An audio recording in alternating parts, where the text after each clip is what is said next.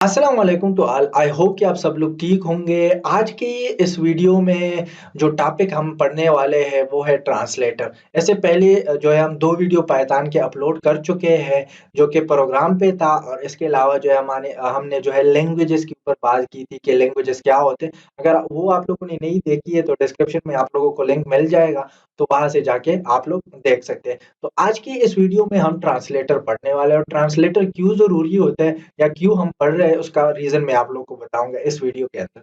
तो सबसे पहले हम ट्रांसलेटर की बात कर रहे हैं।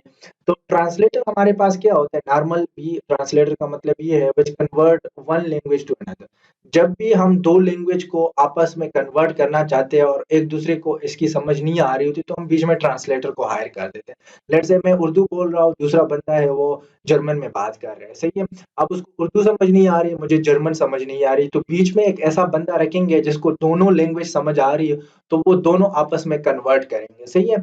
तो इसी तरह जब भी हम कंप्यूटर के साथ कम्युनिकेशन करते हैं पाइथन के थ्रू, तो ये हाई लेवल लैंग्वेज है। कंप्यूटर अंडरस्टैंड करते हैं मशीन लैंग्वेज को। अब मशीन लैंग्वेज जो है वो directly Python language high level language को नहीं समझ सकता और हाई लेवल लैंग्वेज जो है वो डायरेक्ट मशीन लैंग्वेज। तो बीच में कोई ऐसा जो है सॉफ्टवेयर होना चाहिए जो कि कन्वर्ट करे हाई लेवल पाइथन लैंग्वेज को मशीन लैंग्वेज में।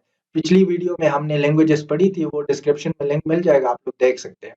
तो इसके लिए हम ट्रांसलेटर का यूज करते हैं। तो ट्रांसलेटर क्या करता है? ट्रांसलेटर हाई लेवल लैंग्वेज को लो लेवल लैंग्वेज में कन्वर्ट कर देता है। हाई लेवल लैंग्वेज और लो लेवल लैंग्वेज क्या है ऑलरेडी हम डिस्कस कर चुके हैं। High level language human like language होती है, लो लेवल लैंग्वेज जो मशीन लैंग्वेज होती है या असेंबली लैंग्वेज जो कि मशीन अंडरस्टैंड करता है। तो सबसे पहले इसके अंदर हम जो ट्रांसलेटर पढ़ने वाले हैं वो है हमारे पास कंपाइलर। सेकंड वन हमारे पास है interpreter and the third one is assembler. यहाँ पर मैंने कंपाइलर लिखा हुआ है but it is actually assembler, सही है? सो अब पहले आप लोगों को मैंने बताया कि ट्रांसलेटर होता क्या है। So translator is a software और tools which convert one language to another language. यहाँ पर हम बात कर रहे हैं which convert high level language into low level language. अब यहाँ पर सबसे पहले हम कंपाइलर को देख लेते हैं। कंपाइलर, असेंबलर और इंटरप्रेटर ये तीनों जो है ट्रांसलेटर है। इट्स मीन कि इसका बेसिक जो फंक्शनैलिटी है वो यही होगा कि ये हाई लेवल लैंग्वेज से कन्वर्ट करेगा लो लेवल लैंग्वेज में। सो हाई लेवल लैंग्वेज में सबसे पहले हम कंपाइलर की बात करें। सो कंपाइलर क्या कैसे कन्वर्ट करता है? तीनों का तरीकाकार सिर्फ डिफरेंट है, बाकी सारे कन्वर्टर है या ट्रांसलेटर है। ये हमारे पास कंप्लीट कोड को उठा देता है हाई लेवल लैंग्वेज को और मशीन कोड में कन्वर्ट कर देता है। लेट्स से हमारे पास यहाँ पर मैं एक चीज ड्रा कर रहा हूँ। लेट्स से हमारे पास ये एक फाइल है जो कि हमने लिखी है हाई लेवल लैंग्वेज में और इसके अंदर मेरे पास माउस है तो मैं इतना अच्छा नहीं ड्रा कर पाऊंगा, लेकिन यहाँ पर मैंने लाइन ऑफ कोड लिखी है।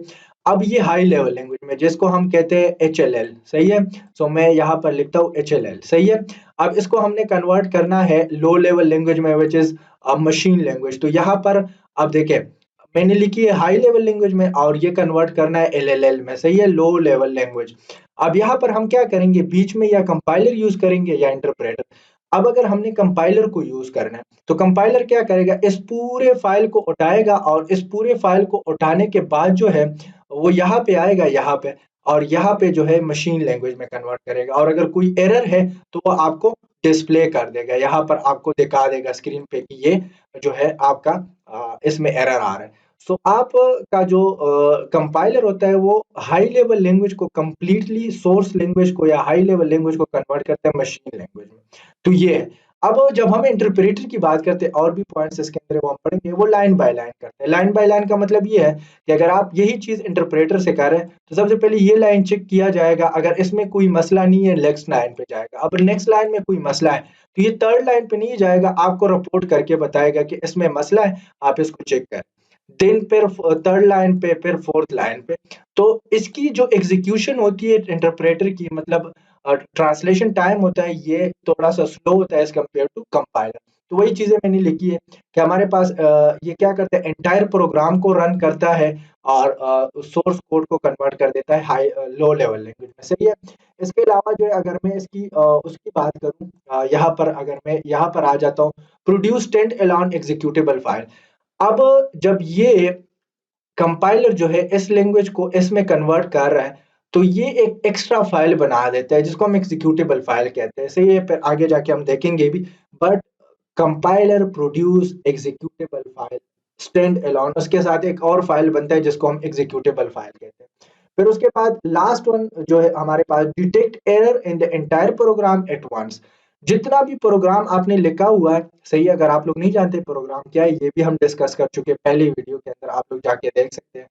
तो यहाँ पर जो है हमारे पास एंटायर प्रोग्राम को वो डिटेक्ट करता है, और डिटेक्ट करने के बाद अगर इसके अंदर कोई एरर है तो सबसे पहले वो एरर आपको बताएगा, देन कन्वर्ट करेगा। तो ये इसके अंदर हमारे पास प्रॉपर्टी है इसकी। कंपाइलर की एक और प्रॉपर्टी ये भी है कि इसकी जो है रनिंग टाइम बहुत फास्ट है, क्योंकि ये पूरे फाइल को स्कैन करते हुए डायरेक्ट कन्वर्ट कर देता है। अब इसका बिल्कुल अपोजिट जो है हमारे पास, यहाँ पर जब हम आते हैं तो यहाँ पर हमारे पास इंटरप्रेटर है। सो इंटरप्रेटर क्या करता है, ये मैंने आप लोग को बता दिया, लाइन बाय लाइन करता है।